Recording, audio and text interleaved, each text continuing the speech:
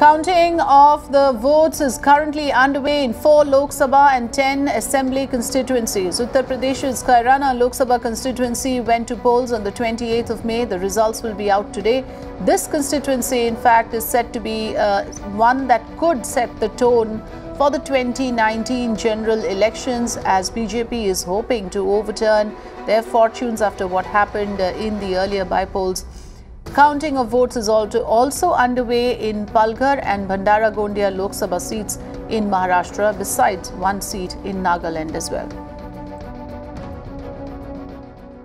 आपण जे preliminary report देतो आणि फायनल रिपोर्ट देतो याच्यामध्ये नक्की कॅल्क्युलेशन साठी वाव असतो आणि हे प्रत्येक इलेक्शनमध्ये होतो की 5 वाजेपर्यंतचा आपण एक अहवाल घेतो आणि 6 वाजता जेव्हा पोल क्लोज होतो आणि काही ठिकाणी जिथे लोक 6 वाजेनंतर सुद्धा आपण चिठ्ठ्या त्यांना देतो 6 वाजताच्या पर्यंत जेवढेही लोक तिथे येतात तर विक्रमगडमध्ये सुद्धा काही ठिकाणी असं झालं की 6 वाजताच्या नंतर काही लोक राहिलेत आणि तो जो आकडा आहे तो आपण अंतिमरित्या फॉर्म 17A मध्ये तो फायनल करतो. All right, Santhya is joining us for updates from Maharashtra. So, Santhya, 2 important constituencies in Maharashtra, Palghar and Bhandara Gondia. Out of the 2, Palghar is one that was, of course, talked about for the candidates that were fielded by the various parties. Shiv Sena fielded a former BJP MP's son, something that miffed the BJP. So, what is the contest really going to be like, and what is the progress in the counting of votes? Afrida, if we talk about both the seats, whether it was Palghar or whether it was Bhandara Gondia, both of them were actually the prestige battle for BJP and Shiv Sena. And if we talk about Palghar, the star campaigners which campaigned for Palghar, which campaigned in Palghar, whether it was Smriti Irani, whether it was Yogi Adityanath, all these star campaigners were here to campaign as far as Palghar seat was concerned, and the reason both of these seats were a prestige issue for both for BJP. First of all, if we talk about Bhandara Gondia seat, Nana Patole, the sitting MP there, he actually switched his party from BJP to Congress. That's why winning that seat was extremely crucial for BJP. And if we talk about the early trends, as of now, BJP is leading on Bhandara Gondia seat. If we talk about Palghar, the reason Palghar seat became a prestige issue and a reason of tiff between the parties, BJP and Shiv Sena, which actually are together in the state government, yes. Because the sitting MP there was from BJP. Mr. Chintamani Vanda was from BJP, but but because of his sudden demise in the month of January, the seat was open for bypoll elections, for re-election. But during that time, the son of the late MP, Mr. Srinivasan Vanda, he actually accused BJP of not even helping his family out after his father's demise. So he went ahead and joined Shiv Sena. Okay. And at that time, when this campaigning was happening in Palghar, when Mr. Vanda joined Shiv Sena, it happened between a massive show of strength by Shiv Sena. And it's interesting that the candidate fielded by BJP, Santhya, interestingly, happens to be somebody who was a former congressman. So there has been a lot of shuffling of political affiliations there in candidates that have been put up, particularly in Palghar. But in the overall context, Santhya, if you can give us the significance of these bypolls, 2 crucial Lok Sabha seats from Maharashtra are at the moment the counting is on. Can you share some initial leads, please?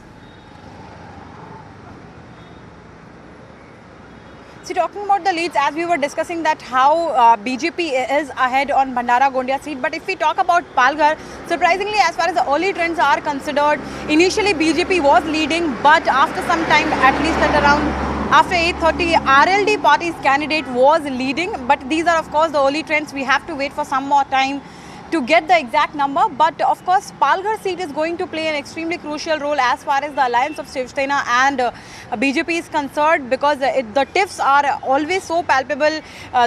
From the day these people, both the parties, they came together to form the government in Maharashtra. Since that day, the tiff between the two parties is extremely visible. The reason BJP is upset this time with Shiv Sena is, according to BJP, on the moral grounds, Shiv Sena should not have contested its a candidate from the BJP seat. Yes.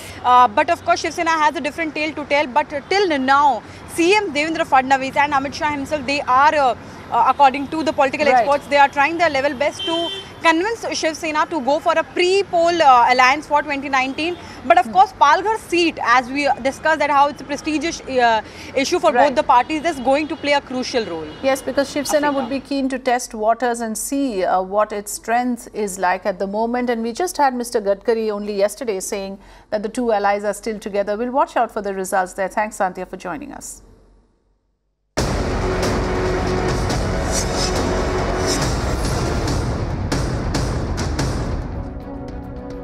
Well, all eyes are on Bengaluru's RR Nagar polls as well, where the fate of 14 candidates, including 4 independents, hangs in the balance. Voting in RR Nagar was rescheduled for the 28th of May after around 9,000 electoral photo identity cards were found in a flat 3 days before the state of Karnataka went to polls.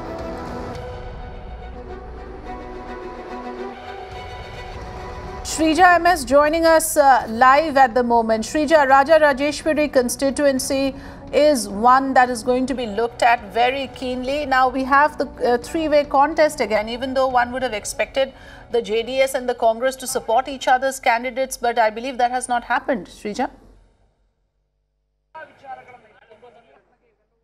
Well, absolutely. The controversial constituency. Now, what you're looking at is the counting is still on. Already the second round is also over. Now, remember what we are looking at here.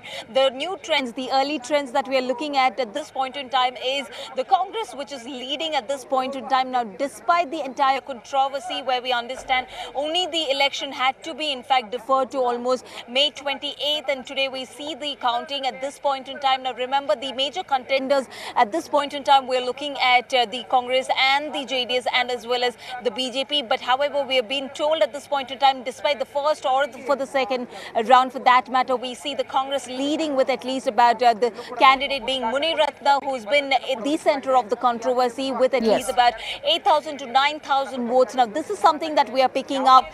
That apart, the second over here to be noted is JDS, JH Ramachandra, where he's leading by at least 3,000 votes. And then you're having about BJP, which is being tailed also. We understand that they are earning at least about close to 6,000 to 7,000 votes. This is what the early trends that we are picking up. Of course, in the first and the second rounds, we have seen over the last almost 1 hour that Congress is leading despite the entire controversy and the reason that every reason that the Election Commission had to defer the elections to May 28th. Right. So at the moment, the Congress candidate is leading. So that would be good news for the Congress-JDS alliance, particularly keeping in light of the fact that the BJP has a substantial number in the assembly. And if they could increase their tally even by 1, that could also be of some political consequence. Shrija?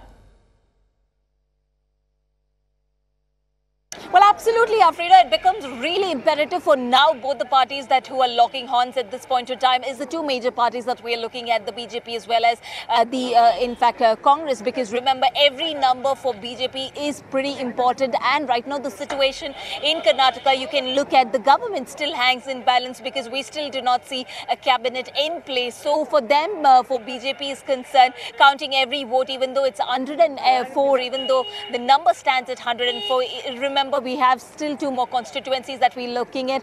The first being Raja Rajeshwari Nagar, and then you also have Jayanagar, considering the fact that there are still talks about poaching, considering the fact that the cabinet is still not being formed. So this is something that being watched out for as far as this particular constituency is concerned. But for now, we see that the Congress is leading with the maximum votes. Right. Thanks for joining us, Shrija, with the latest updates from the ground.